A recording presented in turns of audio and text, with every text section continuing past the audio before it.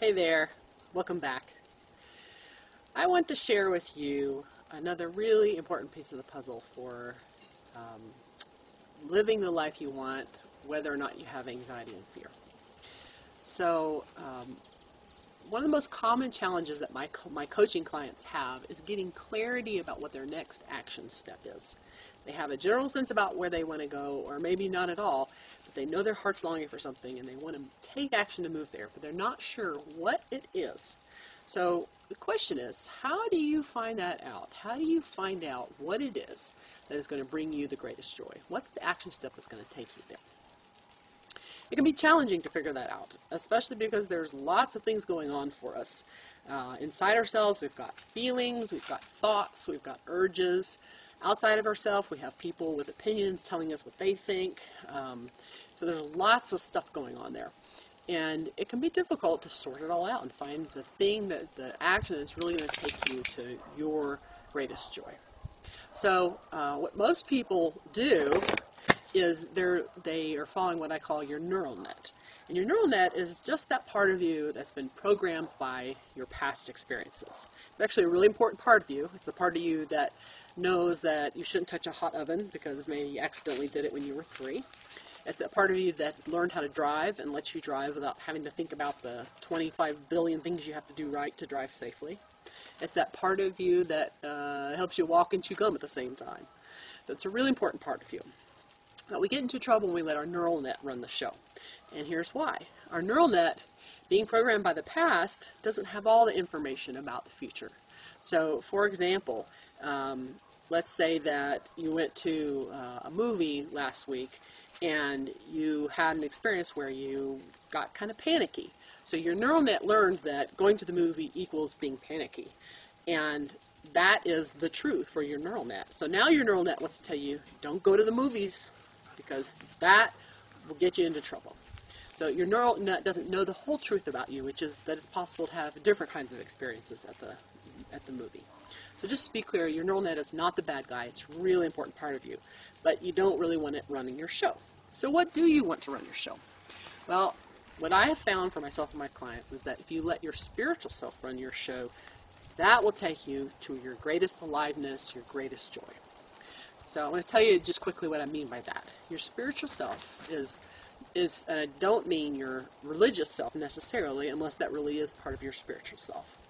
Your spiritual self is that part of you that knows the truth about who you really are, that knows that you are timeless, that knows that you are full of possibility and potential, that knows that you are a living slice of the divine right here on this planet. That's your spiritual self. You follow that, and it takes you to awesome places. So I want to share with you the first step in letting your spiritual self run your show. The first step is really just getting really good and connected to it. For a lot of folks, especially those of us who experience a lot of anxiety and fear, it's easy to get the sense that you're disconnected from that part of you, and because your neural net can be so loud, your fear and anxiety can be so loud. So I want to give you a very practical technique for getting really consciously connected to your spiritual self. There's lots of ways that you can do this, and I share them in my book, my guide, How to Stop Anxiety and Fear from Stopping You. I'm going to share one with you here on this video. So what the technique I want to tell you about is you get connected with a time, either in your present or your past, when you know your spiritual self is running the show. And to kind of help you get a sense of what that might look like, I'll just give you an example from my life. So a time in my life when my spiritual self was absolutely 100% running the show was when I decided to become a hang gliding bum instructor. And I did that for a while, and it rocked. And what it felt like for me was incredible joy, aliveness, excitement, adventure, a sense of really being and doing what I was meant to be and do on this planet. And just to be clear, it doesn't mean that I never felt anxiety and fear, because I certainly did, learning how to hang glide. But the kind of the fundamental experience was one of aliveness and joy and kind of click, that rightness. So That's the sense of your spiritual self. So I want to invite you to do this exercise with me. So I invite you to take a second to close your eyes and to just take a deep breath and let your body relax and just be what it is. And then I want to invite you to remember a time in your life when you know your spiritual self was running the show. It could be something that you do now, like maybe running or baking or maybe talking to a certain person, or your equivalent of hang gliding, whatever that is. It could be from the past. It could be that you were a dancer when you were 15, and in dance class your spiritual self was just like, yeah, baby, whatever it is for you. So I just want to take a second to give you a minute to find that place in your memory where you were centered in your spiritual self.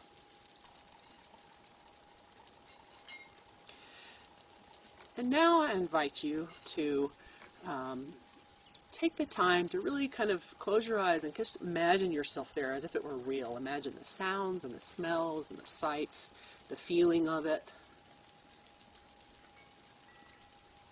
So take a moment to describe yourself. Where are you?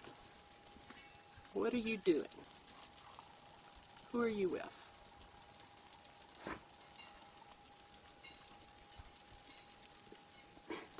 What does your body feel like? Take a second to scan your body and see what's there. What are the sensations there?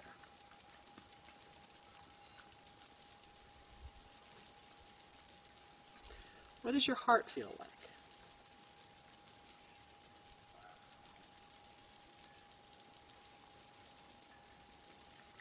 What are you thinking?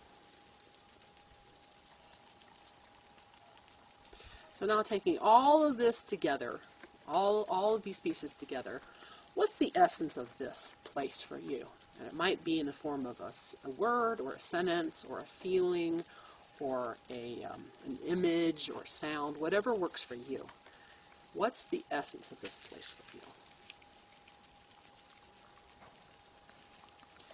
And now I want to invite you to, whilst keeping your body and your heart in this place, to slowly open your eyes and rejoin me here, reconnecting to this present moment.